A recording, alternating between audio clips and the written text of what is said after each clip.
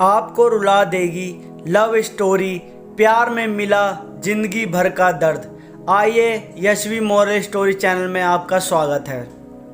जीवन में किसी के चले जाने से या कुछ खो जाने से हम अक्सर उदास हो जाते हैं। यह मनुष्य का स्वभाव है, पर हमें यह नहीं भूलना चाहिए कि यह दुनिया की रीत है।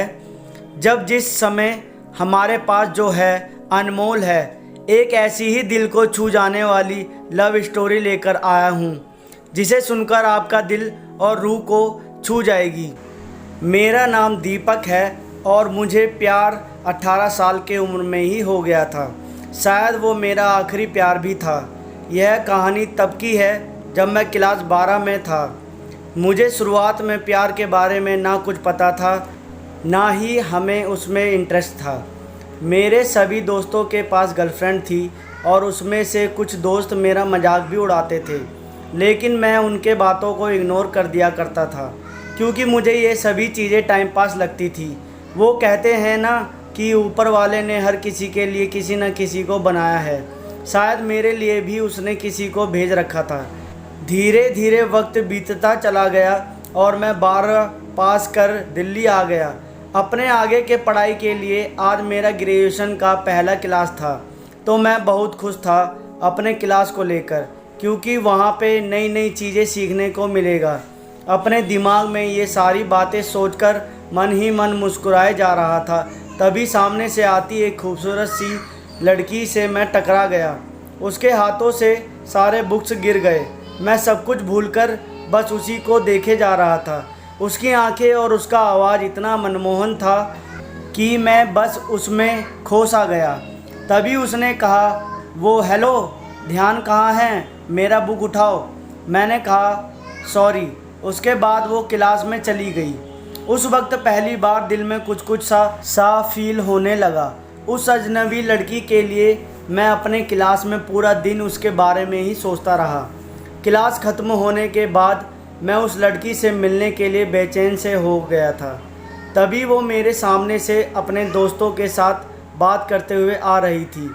मैंने उससे बात करना का सोचा, लेकिन कर नहीं पाया। मैं मन ही मन उस लड़की को अपना दिल दे चुका था।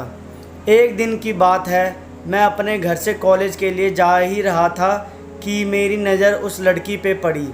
मैं भागता हुआ उसके पास गया और मैंने उसको हाय बोला। फिर कुछ देर हम दोनों में बातें हुई और हम दोनों अपने क्लास में चले आए। धीरे धीरे हम दोनों की दोस्ती प्यार में बदल गई। जब हम दोनों कॉलेज से घर जा रहे थे, बीच रास्ते में तेज़ बारिश होने लगी। सामने कोई घर था नहीं, तो हम दोनों एक घने पेड़ के नीचे चले गए। धीरे धीरे बारिश और तेज़ हो गई। इससे बचने के लिए वो मेरे पास आ गई। हम दोनों एक दूसरे को बेहद करीब खड़े थे। सांसें गर्म हो रही थी। मैं उसको किस करने वाला ही था कि वो सहम गई और वो वहाँ से दूर चली गई। हम दोनों के रिलेशनशिप के 2 साल हो चुके थे। मैंने उससे पूछा, क्यों ना हम लोग अगले साल शादी कर लें।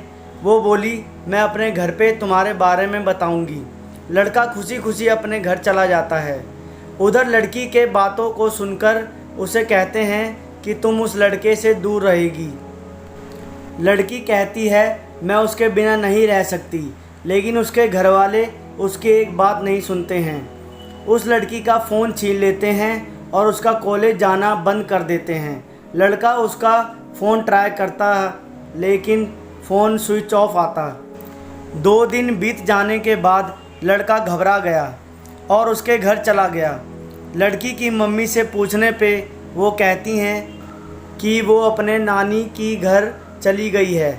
सच तो ये था कि वो लड़की अभी भी घर पे ही थी।